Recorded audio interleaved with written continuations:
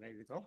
And first of all, I wanted to say hi to Jim and Marion. Great to see you guys out or on the screen this morning. And Mr. Jones, all the way from Mexico too, I think. All right. So, yeah. Yeah, you guys are short. There we go. So, yeah, as Sandy said, we're here to chat today about the 2024 curling tour. We went in November for 3 weeks. We left on November 2nd and returned on the 24th. And it was 3 solid weeks of curling and Rotary friendship and fellowship throughout the country of Scotland. You will see on the slides where we were, some of what we looked like when we were doing what we were there for, but not all the pictures. So as Sandy said, it started in 1956. It was founded by a gentleman named Bob McIntosh out of the Rotary Club of Hamilton in Scotland, and Aubrey Legg, who was out of a Rotarian out of Montreal. And in November of 56, and that's when they started it then, they had Canadians and Americans together, and they went to Scotland, and then every year they would go back and forth. So in 57, the Scots came over, 58, Canada went over, 59, and then after 1960, they moved it to be every 2 years. It was getting to be too much, I guess, for the commitment to do something every year. And so it has continued since then, which I think is absolutely remarkable that, we're coming upon 70 years of this tradition. So we went, there's 18 of us went in November. I knew for over a year that I was going. Phyo did not. He was on, so there was 18 of us had applied. You apply into a group, and because you have to be a seated club, which I'll explain in a second too, you apply and they go through the list of all the applicants, and Phyo was told he was on a wait list. There was 4 more people applied than what we needed, so there was 22 applied, only 18 were going. But because there was already me from Wellington going, Phyo went on to a wait list. There was also a gentleman from Meaford whose wife had already been approved to go. So he got put on the wait list. And out of those 4, they drew numbers. And Dave from Meaford turned out to be number 1 on the list. Phyo was number 2 on the wait list. And 3 and 4, I honestly don't know where they were from. And it wasn't until 6 weeks before we left on the tour in November that we were in Saskatchewan visiting my relatives, and we got a phone call that a couple had dropped out. 2 of our players, 2 of the members of the club, of the curling team that was supposed to be going, both out of Burlington, had both dropped out. And so both Dave from Meaford and Phyo got to go at the last minute. So we scrambled to get them all the uniforms and the brooms and everything with their names on it to join us. Yeah, so the next tour comes back. The Scots will come back here in 2026, November 26. And what happens when they come back is we put together an entire itinerary similar to what you're going to see that we did. We have to put that together for the 3 weeks when they return in November of 2026, and we'll be looking for home hosts. As Sandy referenced, we were a home host in 2016 and then again in 2022 when they were here. So we'll be coming around and looking for volunteers to host the Scots, minimum of 2 nights. It'll probably be 2 nights when they're here. It may be 3 in November of 2026. The fellowship that comes out of this is amazing. Even as just the home hosts, the people that you will meet, especially if you have them in your house for at least 2 nights or 3 nights, you can form a bond with them that will continue for many years. One of the ladies and her husband from Perth in Scotland, they pronounce it Perth. When you got to Aberdeen, they said, for Christ's sakes, it's Perth. But the Perth people call it Perth. And Anna was the coordinator for the 2022 tour when they came here. Anna and her husband, Frank, well, we really only met them there. They are going to be with us in an Airbnb in Calgary for the International Convention in June, which is awesome. You know, the friendships and the fellowship that continue on after the actual curling. So this was our team that went in November, 18 of us, front side and back side of us. And you can see that we hailed from right from Kingston to Stratford, and then as far south as Simcoe, Port Dover, and as far north, I guess, as Peterborough, Ennismore, because there was a gentleman out of Peterborough and another out of Ennismore. And Guelph, Kitchener were all, and Fergus were all well attended. None out of Toronto, which is interesting. So right from, you know, once you got into the Toronto area, like nobody until you got to the county. There would have been Burlington, yeah. And this is our itinerary as to where we went. And this was part of the book that's being handed around. The actual map is right on the back side of that book. So we started in Perth. We landed in Glasgow. They whisked us out to Perth, and we were in Perth for 3 nights.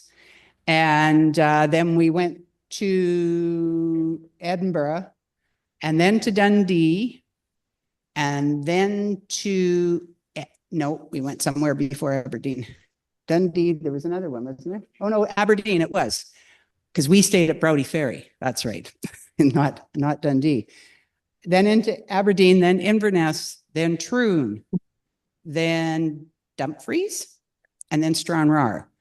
So a couple of very interesting things on the tour. Stranraer is where I'm from, only it was pronounced Stranraer, Saskatchewan. So my connection to the entire thing, and I was able to be the one that carried the flag and got, when we were piped onto the ice in Stranraer, because of my growing up in rural Saskatchewan and population of 100 in our version of Stranraer. What were we over there for? We were there for 3 things. And I'm going to start and go from right to left.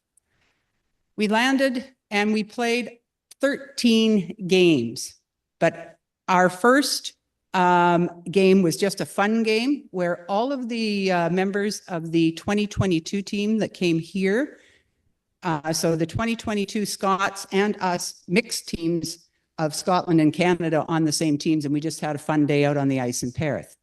The next day started an 11-game bonspiel, I'll call it, where we went from club to club, and there was 4 games being played in each time we were on the ice. So the 16 of us would be on the ice playing. We always had extras in case if somebody's injured, sick, because we all had the flu at some point over there. And it wasn't just the whiskey flu. It was the flu. Anyway, for those 11 games, the total score was tallied on each day, and for across the board for Canada and across the board for Scotland. And whoever wins has got the most points ahead after the 11 games wins the Bob McIntosh Quake. And Bob McIntosh Quake was named after the gentleman that founded this in 1956. We beat them by 124 points. Yeah, Canada. I think when we got to Aberdeen, we were quite a ways ahead of them. I think we were 90 something ahead by the time we were in Aberdeen, and that was only about game 4, game 5.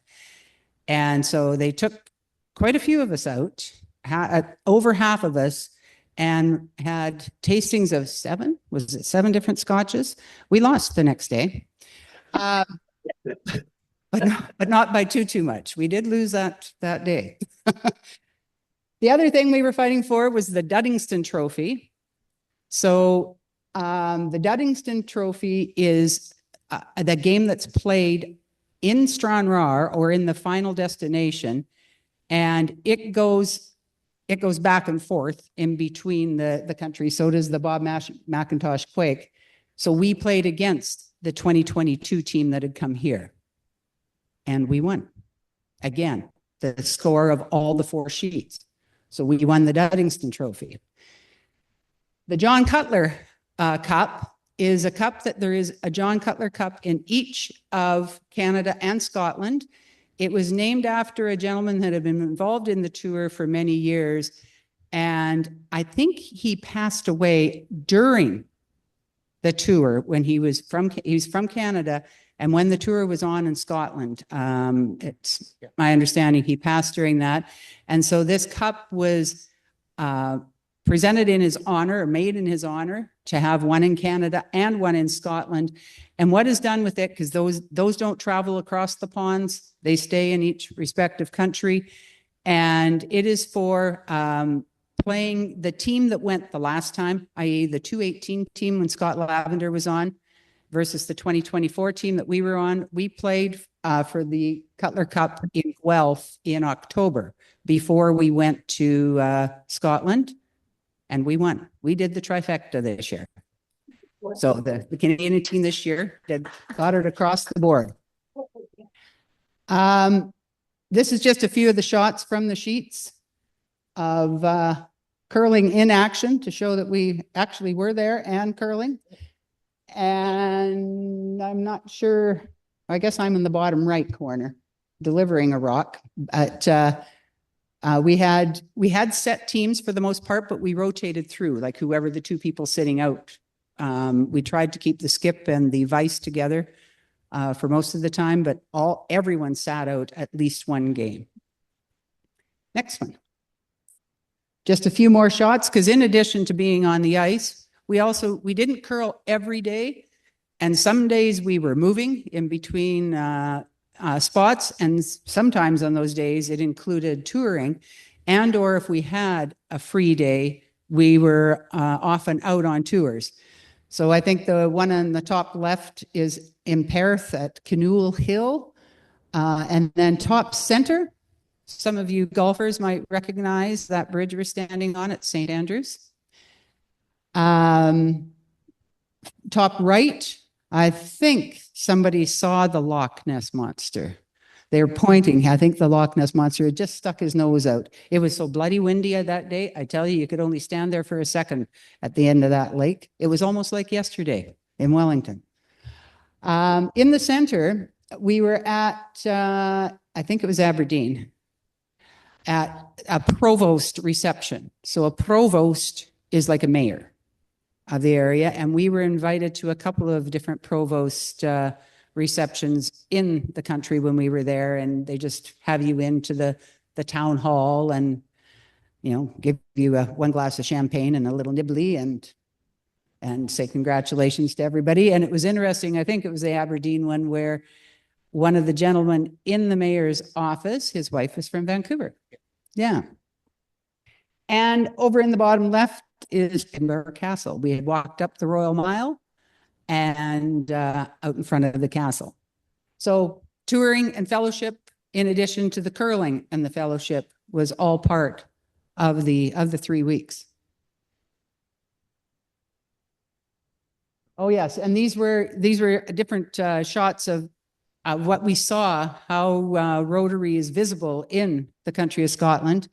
So from, oh yeah, because we had a couple there. The top left is our chair of our team that went over, our captain, Donna Buchan from Guelph, her and a president of one of the clubs that she attended that in Inverness. Oh yes, because we all attended the meeting in Inverness. And then if I go down to from Donna, there was some of our members attended another meeting in, I recognize no, I think it was Aberdeen. It was Aberdeen because that lady was, I remember her as well. Up in the top right, there was a Rotary car auction, and that was Aberdeen, I think. The next one was out and at a graveyard, and it was in memory of Paul Harris's wife, right? Down at the right, I think, was another meeting that some of our group went to, and then on the left, what's that one? That's the garden. Oh yeah, it was a memorial garden of some sort. Yeah, that's right. Rotary garden. Okay. And next. And then we had the end of tour banquet in Stranraer before we left to come home. And it was amazing. The banquet had, now I'm going to go back and in the banquet. So we had an opening banquet, we had a mid-tour banquet, an opening banquet in Perth, a mid-tour banquet in Aberdeen, and then the closing banquet in Stranraer. And at all three of these, we took items that we would auction off. So in the slide before, the one lady was in a Canada hockey shirt, the president of their one Rotary club. Those were auctioned off by us because one of our members was able to get a bunch of the shirts, and we auctioned them off in different places. We took maple syrup and auctioned it off. I had a t-shirt from Stranraer, Saskatchewan that I auctioned off at Stranraer and got $100 for it. It was $120 for it, 60 pounds. Anyway, we raised money out of all of that and gave it to charities in Scotland that were identified them. We asked the Scots to identify the charities because it's crazy for us to do it, but to tell us where would you think the money should go. And so we had monies that went to 3 different places, a total of £5,000, went to a children's hospice was that the one in Kinross? Okay, so that's just outside of Perth. And then a cancer drop-in center in Stranraer, and a wheelchair accessible swing in Aberdeen. And there was also a bit of money went as well to the Matt Murdoch Foundation. So it's interesting, any of you that were curlers, David Murdoch was a curler out of Scotland in the silver brooms of the world, or the world curling. He's now in Calgary. And this Matt Murdoch, Matt was his father. And it provides monies for children that otherwise wouldn't necessarily be able to afford to be able to go and attend an actual curling camp, if you will. And we actually got to play against David Murdoch's mom when we were in Lockerbie, I do believe, yeah. Yes, and we also played in Stranraer against Vicky Wright, who was the gold medal winner in the 2022 Olympics. And her dad, Neville Wright, is a Rotarian, and he was here in 2022. So, and we got to see the gold medal too. So going forward, the hospitality, the curling is one thing. The hospitality is amazing. I've never been on a vacation where you see the country through the eyes of, I'm just going to stop you for a quick second. What's his first name? Frank. We might be needing a curler to go in 2026. Any interest? Hey, that's okay.